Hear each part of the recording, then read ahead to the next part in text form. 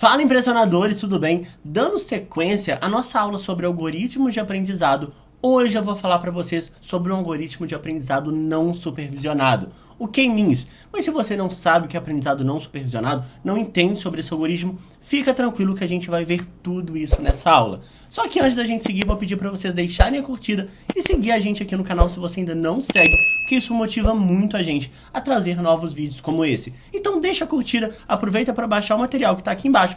Então, bora lá!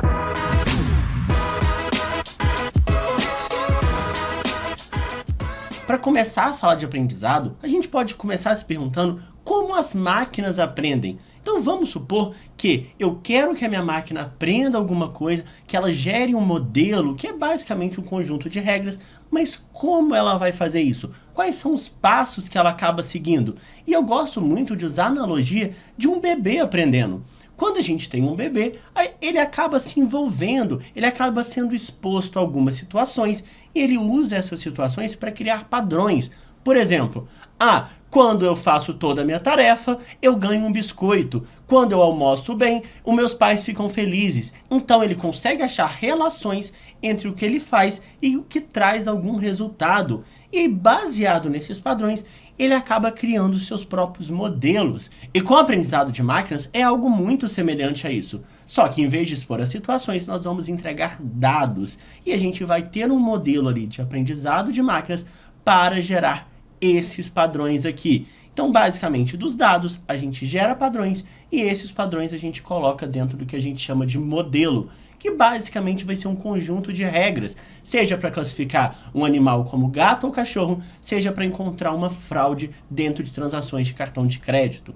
E aí, quando a gente começa a dar os primeiros passos, a gente pode começar com um caso simples, como o caso de um bebê, de encontrar se tem um cachorro ou um gato em uma figura. Quando você começa a mostrar a primeira figura, talvez o bebê não entenda. À medida que ele vai recebendo mais imagens, ele vai encontrando outros cachorros na rua, outros gatos, e você vai falando para ele, olha, isso é um cachorro, isso é um gato, isso é um gato, isso é um cachorro, isso é um gato. Com o tempo, na cabeça dele, ele vira um ótimo diferenciador entre cachorros e entre gatos. E com a Machine Learning é muito parecido, com o aprendizado de máquinas é muito parecido o que a gente faz. Porque basicamente a gente busca características desses dois animais e usa essas características para diferenciá-los. Então, só para começar, a gente poderia utilizar o ângulo da orelha e o tamanho do nariz. E visualmente a gente inclusive consegue colocar isso em um gráfico, que para nós é muito mais fácil de visualizar. Olha, eu tenho o tamanho do nariz, animais com narizes pequenos e animais com narizes um pouco maiores, e o ângulo da orelha, animais que têm a orelha para cima e animais que têm a orelha um pouco para baixo. Lucas, quer dizer que eu não posso ter nenhum gato com a orelha um pouco para baixo? Pode, mas aqui eu só estou dando exemplo de duas únicas variáveis que a gente usa. A gente vai utilizar várias variáveis, várias informações dos animais. E aí, quando a gente faz isso, a gente consegue criar um grupo aqui de gatos e um grupo de cachorros. Mas vamos supor que depois a gente viu um outro animal com aqui mais ou menos o nariz um pouco menor e o ângulo da orelha um pouco mais para baixo. Nesse caso, qual seria o animal? E aqui a gente consegue criar uma separação basicamente entre quem está aqui para cima é gato, quem está aqui para baixo é cachorro. E aí, nesse caso, a gente poderia estimar, a gente poderia fazer ali uma previsão que esse animal também seria um gato. Só para simplificar muito todo o conceito, tem uma aula onde a gente fala bem mais profundamente sobre isso, eu vou deixar aqui na descrição, mas só para poder situar quem nunca pensou, quem nunca entendeu muito bem sobre isso. E aí, quando a gente tem esse caso, onde a gente tem ali os animais, mas a gente sabe o rótulo, a gente sabe o nome de cada um dos animais, sabe a raça. Por exemplo, eu sei que esse aqui é um cachorro, sei que esse aqui é um gato, eu sei que esse é outro cachorro. A gente diz que a gente tem tanto as features, que são os valores de X, quanto os targets, que são os rótulos, os valores que eu quero descobrir. E aí, nesse caso, que os dados já estão rotulados, ou seja, eu já digo quem é gato e quem é cachorro, a gente fala que a gente está no aprendizado supervisionado, que é como se eu chegasse para o meu bebê e falasse, isso é um gato, isso é um cachorro, isso é um gato, isso é um cachorro. A outra pessoa chega para ele e fala: isso é uma banana, isso é uma maçã, isso é uma maçã, isso é uma maçã, isso é uma banana. Então a gente está falando para ele o que é cada uma dessas coisas. Mas Lucas, é sempre isso que acontece? Eu sempre sei o nome de todos os animais? Eu, com 30 anos, não sei o nome de todos os animais. Só que eu consigo, por exemplo, se eu tiver ali um grupo de animais de um jeito, outro grupo de animais de outro, dizer pelo menos que, isso não é um gato, isso aqui voa, então tá mais próximo para passarinho, alguma coisa assim. Mesmo sem saber qual é o nome daquele animal, qual a raça daquele animal, eu também consigo trazer alguma inteligência nos meus dados, e a gente faz isso exatamente agrupando as minhas informações. Eu sei que tem um grupo de animais que corre, um grupo de animais que nada, um grupo de animais que voa. Dentro dos que nada, eu sei os que têm um tamanho menor, um tamanho maior, um que tem dentes afiados. A gente consegue, por mais que a gente não saiba quais são aqueles animais, começar a agrupar esses animais em pequenos grupos. E por que isso é tão importante? Então, nesse caso aqui, por exemplo, eu sei que eu tenho um grupo de animais aqui em cima e outro grupo de animais aqui embaixo. Eu consigo diferenciar esses animais, mesmo que eu não saiba quem eles são. Então, como está escrito aqui, a gente consegue agrupar os dados, mas sem saber qual é a categoria. Mas, Lucas, por que isso é tão importante? Por que isso faz algum sentido? E vamos supor que a gente está falando agora de clientes. Não quero mais agrupar animais. Eu quero agrupar pessoas que compram na minha loja. Então eu tenho aqui pessoas que compram muitos itens de esporte, pessoas que compram muitos itens de carros e umas pessoas que acabam comprando os dois itens. Para mim, na minha loja, importa se essas pessoas que compram muitos itens de esporte se chama grupo X, grupo Y, e na verdade nem importa qual a categoria. Só importa a gente conseguir achar relação entre esses clientes, relação entre esses grupos. Por quê? Porque quando eu consigo agrupar esses clientes, consigo entender que existe algo em comum, eu posso, por exemplo, sugerir um produto específico, sugerir um conteúdo específico, que é o que o Instagram faz. Consigo sugerir, por exemplo, algo que ele possa aumentar ali a compra dele, aumentar o valor que ele está gastando dentro da minha empresa. Um exemplo bem rápido, a gente poderia falar, por exemplo, que esses clientes aqui é o que a gente chama de atletas, esses aqui Fórmula 1 e esses aqui embaixo piloto. Observa que agora eu não sei o nome, eu estou criando um nome. E muitas vezes a gente até utiliza disso, que a gente acaba chamando de personas, só para poder visualizar, ficar algo muito mais fácil de conversar ali com o meu cliente. Porque se eu começo a falar, olha, muitos itens de esporte, poucos itens de carro, às vezes confunde o meu cliente. Quando eu chamo de atleta, ele consegue colocar um visual, ele consegue colocar um rótulo e a gente trabalha muito melhor. Mas só repetindo, eu sei quem é esse grupo de cliente, eu sei o nome desse grupo de cliente e não, eu não sei, eu só sei que existe um grupo ali que possui hábitos e informações em comum. E aí desse grupo, por exemplo, eu posso oferecer um desconto numa raquete de tênis. Esses caras aqui, eles também gostam de esporte. Então, posso oferecer um desconto para esses dois grupos que eles vão ter uma probabilidade muito maior de comprar, pelo que a gente percebe aqui, do que esse grupo que é piloto. Com certeza isso, Lucas, com certeza eles vão ter essa probabilidade maior? E não, nada disso é certeza. A gente está num processo estatístico, que existe uma probabilidade, mas a gente nunca tem uma probabilidade de 100%. Isso também é importante a gente saber como bons engenheiros de dados. E aí agora eu também posso oferecer um produto somente para esses dois aqui, ó. Eles gostam de carros, eu posso oferecer um pneu em desconto. Lucas, e se eu achar que, na verdade, esses dois grupos deveriam ser um só? Com certeza a gente pode fazer isso. A gente poderia chamar, por exemplo, esse grupo aqui embaixo de atleta e esse grupo aqui de baixo de piloto, se eu percebo que existe muita coisa em comum entre esses caras aqui e esses caras aqui. E agora, como a gente não sabe o rótulo ou não sabe a resposta certa, vai muito mais do nosso papel como engenheiro de dados começar a entender essas relações e testar, criar hipóteses, validar essas hipóteses. Então é um trabalho também muito mais científico quando a gente está falando desses agrupamentos dos nossos clientes. E aí agora, basicamente, quando a gente tem esse tipo de caso, onde a gente consegue agrupar nossos dados, mas sem saber qual o nome, qual o rótulo daquela categoria, é o que a gente chama de aprendizado não supervisionado, que vai ser extremamente importante para a gente. E dentro do aprendizado não supervisionado, um uso enorme desse tipo de aprendizado é no que a gente chama de clusterização, que é isso que a gente tinha falado no caso de clientes. A gente quer agrupar dados semelhantes em um mesmo grupo, que a gente chama de cluster, de forma a garantir que os dados do mesmo cluster sejam os mais próximos possíveis e dados de clusters diferentes sejam os mais distantes possíveis. Lucas, como assim? O que isso quer dizer? Quando eu quero que os dados do mesmo cluster sejam os mais próximos possíveis, é que eu quero encontrar grupos que têm muita coisa em comum. E quando eu quero que dados de clusters diferentes sejam os mais diferentes possíveis, os mais distantes possíveis, é que eu quero que cada grupo tenha muita diferença entre o outro grupo. Porque se eu sei que esse grupo gosta de esporte e esse grupo gosta de carro, existe uma diferença importante entre eles, eu consigo fazer um marketing muito mais direcionado, eu consigo entender muito melhor o comportamento dessas pessoas em cada um dos grupos. E aí, quando a gente fala de clusterização, eu estou falando, por exemplo, de entender pássaros. Eu preciso saber que tipo de pássaro é esse daqui? É esse daqui? Não. A gente pode, por exemplo, falar, olha, eu tenho o tamanho do bico e o tamanho do pássaro, e baseado nisso daqui, eu consigo criar grupos que eu relaciono esses pássaros dentro de cada um dos grupos.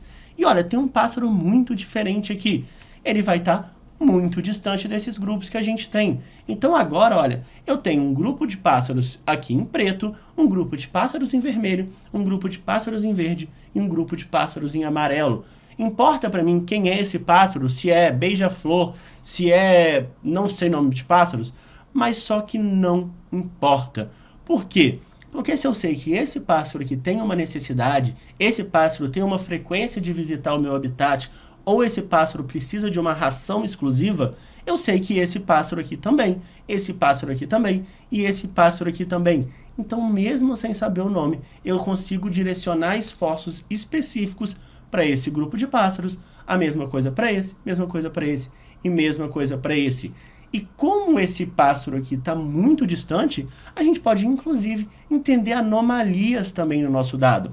Olha, geralmente eu tenho esse padrão de transações, eu tenho esse comportamento aqui do meu cliente.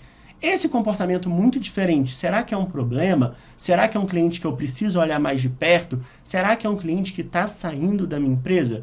Tudo isso a gente pode fazer utilizando a clusterização. E aí, quando a gente começa a falar, pode parecer uma coisa muito distante. Mas eu quero falar para vocês assim de forma prática. Basicamente, quantos clusters você visualiza aqui nessa figura? Quantos clusters você consegue ver? Eu acho que para a gente é muito natural ver 2 clusters, porque a gente tem os pontos aqui e outros pontos aqui em cima. E como a gente disse, a gente quer que os pontos desse cluster sejam mais próximos possíveis e os pontos desse cluster também sejam mais próximos.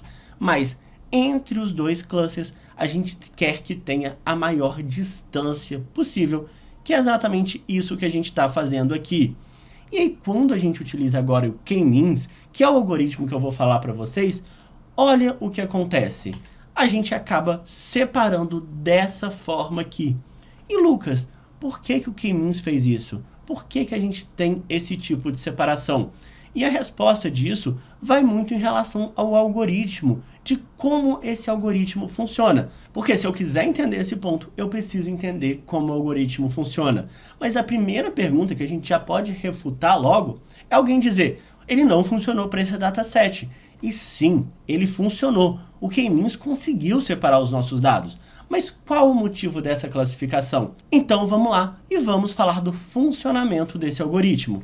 Basicamente, quando a gente fala de K-means, o K significa o número de grupos que a gente quer separar. Então, a gente precisa definir esse K. E aí, se eu tenho K igual a 2, por exemplo, o que ele vai fazer? Como ele começa a procurar e a classificar, a clusterizar os nossos dados? O primeiro passo que ele faz é selecionar 2 pontos aleatórios para ser os centros do nosso cluster. Lucas, por que 2 pontos aleatórios? Porque o K é igual a 2. Depois disso, o que ele faz é calcular a distância de cada um desses centros a todos os outros pontos de dados, tanto para o roxo quanto para o ponto em verde.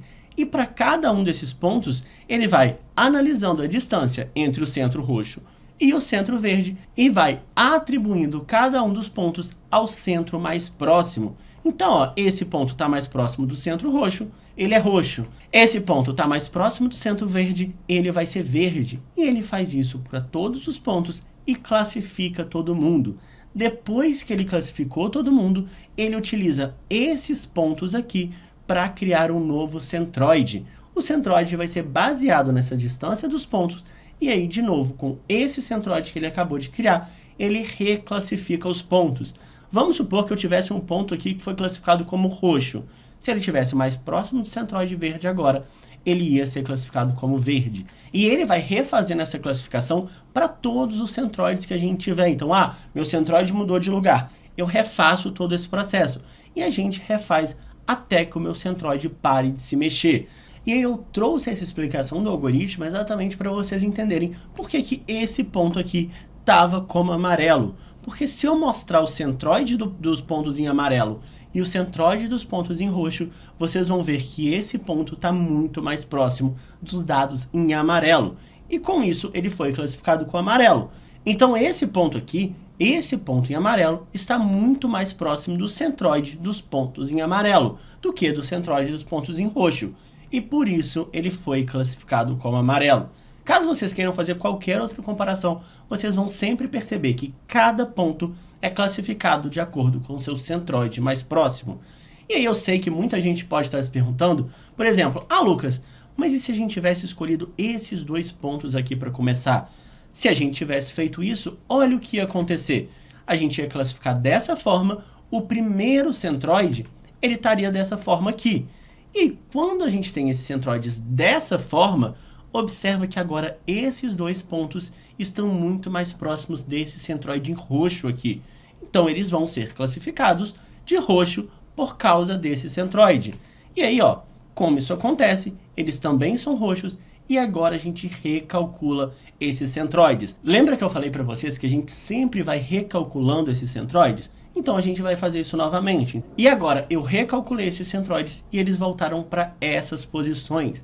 De novo, a gente classificaria os dados de acordo com esses centroides, mas como nada mudou, como esses dados continuam com a mesma classificação, com a mesma atribuição, os centroides não vão se mexer. E como eu falei para vocês, quando o centroide para de ficar se movendo, o nosso modelo convergiu, o nosso algoritmo convergiu, e aí ele vai parar a execução.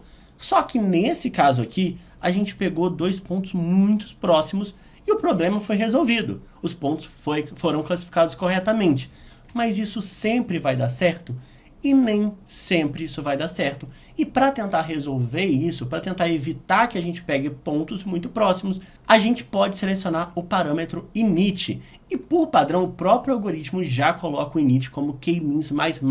O que é isso, Lucas? É basicamente tentar não pegar pontos muito próximos, pegar pontos mais distantes, que além de evitar algum problema, também vai garantir a convergência do nosso algoritmo mais rápido e pode evitar problemas de processamento. Então isso é só uma informação importante, só para vocês também entenderem o que aconteceria se a gente tivesse pontos muito próximos na inicialização do algoritmo.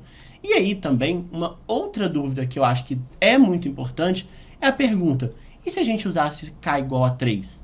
E se a gente utilizasse o k igual a 8? Qual é o melhor valor de k?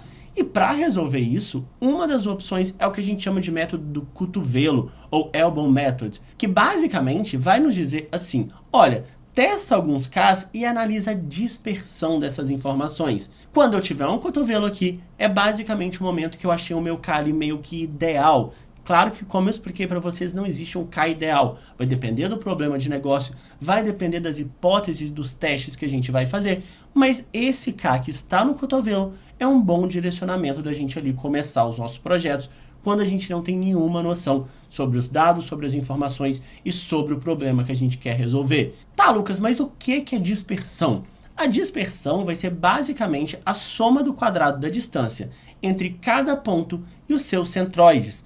Nossa, eu preciso calcular isso? E não, porque a gente já tem a inércia do K-means que nos dá exatamente essa informação. Vamos explicar isso agora de forma um pouco mais prática. Se eu tiver esses mesmos dados aqui que a gente estava utilizando anteriormente, que estão os dados aqui, se eu utilizar o K igual a 1, ele vai estar aqui no meio dos meus pontos de dados. E a dispersão dele vai ser muito alta, exatamente porque ele está bem distante dos meus dados. Então, nesse caso aqui, o meu centroide ele está aqui num ponto entre os dados e a minha inércia é 103. Lucas, o que são esses valores que você mostrou? O cluster center basicamente vai ser a coordenada de cada um dos centroides e a inércia vai ser a dispersão, que é o quadrado da distância dos pontos até os centroides. Quando eu utilizo K igual a 2, olha o quanto a minha inércia cai. Já vai para 8,75. Por quê? Porque os meus centroides estão dividindo os meus dados e estão muito mais próximos aos dados daquele grupo. Então, ó, esse centroide está bem próximo aos dados do cluster roxo e esse centroide está bem próximo aos dados do cluster amarelo. E se eu utilizasse K igual a 3? Olha, parece que está mais próximo ainda. Nesse caso, a inércia é 5,5. E à medida que a gente aumenta o K, a gente realmente consegue ficar tão próximo dos dados a ponto da gente chegar ali, por exemplo, num K igual a 8, onde todos os centroides estão em cima dos pontos. Então eu criei grupos tão específicos que cada ponto é um único grupo. Só que também não é isso que a gente quer, porque se eu quero saber a relação dos clientes dentro desse grupo, não adianta nada eu ter tantos grupos porque eu vou perder informação. E às vezes a gente nem consegue trabalhar se eu quiser propor coisas para 50 grupos de clientes diferentes. Vamos supor que eu estou falando de campanha de marketing. Olha, com o grupo 1 faz isso, 2 faz isso, 3 aquilo. Quando eu tenho 50 grupos, é impossível de eu trabalhar com isso. Não é interessante para o negócio. E por isso a gente precisa ponderar bem entre a redução da inércia mais a quantidade de grupos que a gente está criando, exatamente para não cair numa coisa que a gente vai ficar tão específica que praticamente não tem validade nenhuma. E é exatamente nisso que a gente acaba utilizando o gráfico de dispersão em relação ao valor de K, que é o método do cotovelo que eu tinha falado para vocês.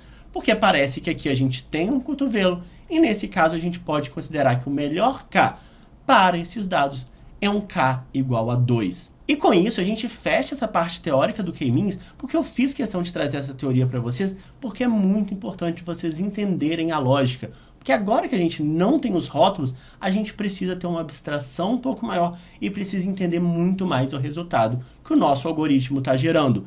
Na semana que vem eu vou trazer um vídeo com a gente utilizando o K-means na prática, mas não vou trazer nesse vídeo também para a gente não ter uma aula super gigante. Mas é isso, espero que vocês tenham gostado desse vídeo, espero que a teoria tenha ficado muito fixa na cabeça de vocês e a gente se vê na semana que vem mostrando a prática desse vídeo aqui. Mas antes da gente terminar, vou deixar aqui na tela algumas sugestões de vídeos para vocês também se aprofundarem em ciência de dados. E é isso, muito obrigado, tchau, tchau e até a próxima semana.